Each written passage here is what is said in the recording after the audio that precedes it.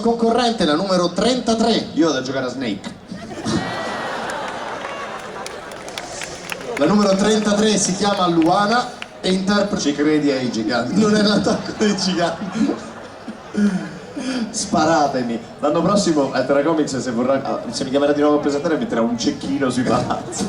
Così presenterai con una lucina rossa sul petto in testa. E allora, dicevamo, la numero 33 si chiama Luana e interpreta Juliet Starling da Lollipop Chainsaw! Hi, I'm Juliet and this is my boyfriend Nick. I love him so much.